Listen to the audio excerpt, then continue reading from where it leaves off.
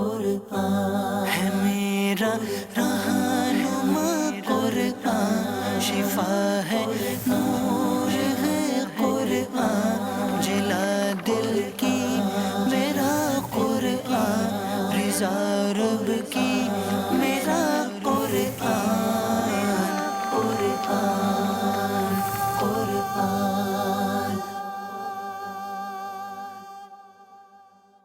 الحمدللہ رب العالمین والصلاة والسلام علی سید المرسلین، اما بعد فاعوذ باللہ من الشیطان الرجیم، بسم اللہ الرحمن الرحیم۔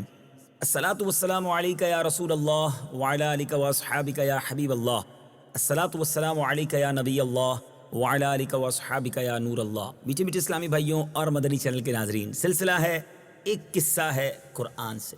قرآن ہے میرا رہنما، قرآن شفا ہے، نور ہے قرآن، جلا دل کی میرا قرآن، رضا رب کی میرا قرآن، قرآن قرآن۔ آج کس قصے کی بات ہونی ہے؟ سبحان اللہ، آج اللہ کی قدرت کے ایک شاہکار کی بات ہونی ہے۔ آج ایک ایسا، یوں سمجھے کہ اس عالم کے عجائب و غرائب چیزوں میں سے ایک ایسی چیز کی بات ہونی ہے جس پر آج سائنس بھی حیران ہے۔ نظام ہے تو کیسا نظام ہے؟ جی ہاں، آج بات کریں گے شہد کی مکھی کی۔ عربی میں شہد کی مکھی کو نحل کہتے ہیں۔ قرآن مجید میں اللہ تبارک و تعالیٰ نے ایک سورت نازل فرمائی جس کا نام ہی سورہ نحل ہے۔ اس سورت میں شہد اور شہد کی مکھی کے فضائل اور اس کے فوائد اور منافع کا تذکرہ فرمایا ہے جو قابل ذکر ہے۔ در حقیقت یہ مکھیاں عجائبات عالم کی فہرست میں ایک بہت ہی نمایاں مقام رکھتی ہیں۔ اس مکھی کی چند خصوصیات ذرا سماعت کیجئے اور اللہ کی قدرت پر سبحان اللہ کہتے جائیے۔ اس مکھی کے گھروں یعنی چھتوں کا ڈسپلن اور نظام عمل اتنا منظم اور باقاعدہ ہے گویا ایک ترقی یافتہ ملک کا نظام سلطنت ہو جو پورے نظام و انتظام کے ساتھ نظم مملکت چلا رہا ہے، جس میں کوئی خلل اور فساد رونما نہیں ہوتا۔ اسی طرح ہزاروں بلکہ لاکھوں کی تعداد میں یہ مکھیاں اس طرح رہتی ہیں کہ ان کا ایک بادشاہ ہوتا ہے جو جسم اور قد میں تمام مکھیوں سے بڑا ہوتا ہے۔ تمام مکھیاں اس کی قیادت میں سفر اور قیام کرتی ہیں اور اس بادشاہ کو یعصوب کہتے ہیں۔ ان کا یعصوب ان مکھیوں کے لیے تقسیم کار کرتا ہے، سب کو اپنی اپنی ڈیوٹی پر لگا کر کام کراتا ہے۔ چنانچہ کچھ مکھیاں مکان بناتی ہیں جو سوراخوں کی شکل میں ہوتا ہے۔ یہ مکھیاں ان سوراخوں کو اتنی خوبصورتی اور یکسانیت کے ساتھ مسدس یعنی 6 گوشوں والا کی شکل کا بناتی ہیں کہ گویا کسی ماہر انجینئر نے کمپاس یعنی پرکار کی مدد سے ان سوراخوں کو بنایا ہو۔ بالکل ایگزیکٹلی ایک ہی سائز ہوتے ہیں، سب کی شکل بالکل یکساں اور ایک جیسی، سب کی لمبائی، چوڑائی اور گہرائی۔ سبحان اللہ، کمال کا یہ شاہکار ہوتا ہے جب یہ بناتی ہے۔ اسی طرح کچھ مکھیاں یعصوب کے حکم سے انڈے بچے پیدا کرنے کا کام انجام دیتی ہیں، کچھ شہد تیار کرتی ہیں، کچھ موم بناتی ہیں، کچھ پانی لاتی ہیں، کچھ پہرا دیتی رہتی ہیں۔ مجال نہیں کہ کوئی دوسری مکھی ان کے گھر میں داخل ہو سکے۔ یہ مکھیاں پھلوں، پھولوں وغیرہ کا رس چوس چوس کر لاتی ہیں اور شہد کے خزانے میں جمع کرتی رہتی ہیں، اور پھلوں پھولوں کی تلاش میں جنگلوں اور میدانوں میں سینکڑوں میل الگ الگ دور دور تک چلی جاتی ہیں اور بلا تکلف کسی تلاش کے سیدھے سینکڑوں میل کی دوری سے اپنے چھتوں میں پہنچ جاتی ہیں۔ یہ مکھیاں مختلف رنگوں اور مختلف ذائقوں کا شہد تیار کرتی ہیں، کبھی سرخ، کبھی سفید، کبھی سیاہ، کبھی زرد، کبھی پتلا، کبھی گاڑھا۔ مختلف موسموں اور مختلف پھلوں پھولوں کی بدولت شہد کے مختلف رنگ اور ذائقے بدلتے رہتے ہیں۔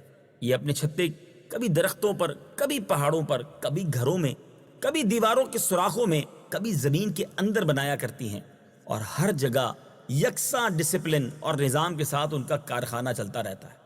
نافرمان اور باغی مکھیوں کو ان کا یعصوب مناسب سزائیں بھی دیتا ہے۔ جی ہاں، یہاں تک کہ بعض کو قتل بھی کروا دیتا ہے اور سب کو اپنے کنٹرول میں رکھتا ہے۔ کبھی کوئی شہد کی مکھی کسی نجاست پر نہیں بیٹھ سکتی، اور اگر کوئی کبھی بیٹھ جائے تو ان کا بادشاہ یعصوب اس کو سخت سزا دے کر چھتے سے نکال دیتا ہے۔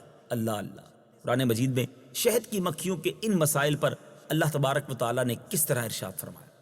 وَأَوْحَى رَبُّكَ إِلَى النَّحْلِ أَنِ اتَّخِذِي مِنَ الْجِبَالِ بُيُوتًا وَمِنَ الشَّجَرِ وَمِمَّا يَعْرِشُونَ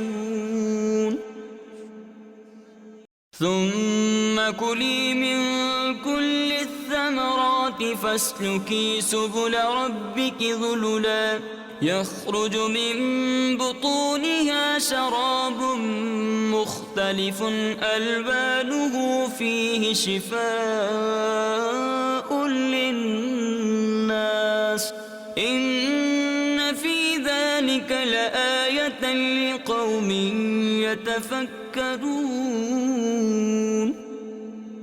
اور تمہارے رب نے شہد کی مکھی کے دل میں یہ بات ڈال دی کہ پہاڑوں میں اور درختوں میں اور چھتوں میں گھر بناؤ، پھر ہر قسم کے پھلوں میں سے کھاؤ اور اپنے رب کے بنائے ہوئے نرم اور آسان راستوں پر چلتی رہو.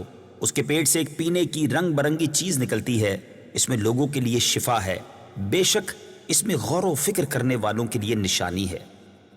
اللہ تبارک و تعالیٰ نے شہد کو تمام بیماریوں کے لیے شفا فرمایا ہے. چنانچہ بعض امراض میں تنہا شہد سے شفا حاصل ہوتی ہے اور بعض امراض میں شہد کے ساتھ دوسری دواؤں کو ملا کر بیماریوں کا علاج کرتے ہیں، جیسے کہ معجونوں اور جوارشوں اور طرح طرح کے شربتوں کے ذریعے تمام بیماریوں کا علاج کیا جاتا ہے، اور ان سب دواؤں میں عموماً شہد شامل کیا جاتا ہے. اسی طرح سکنجبین بھی، اس میں بھی شہد ڈالی جاتی ہے جو پیٹ کے امراض کے لیے بے حد مفید ہے.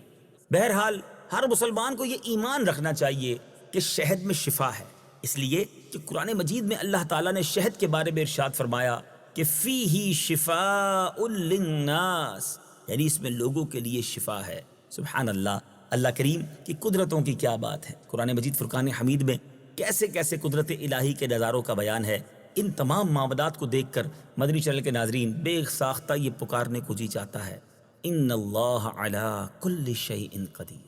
اللہ کی قدرت کے نظاروں کو دیکھ کر ہمیں رب سے محبت اور بڑھانی چاہیے، اس کی قدرت پر یقین اور بڑھانا چاہیے، اور اس کی کبریائی کے گیت گانے چاہیے، خوب اس کی تسبیح تحمید بیان کرنی چاہیے.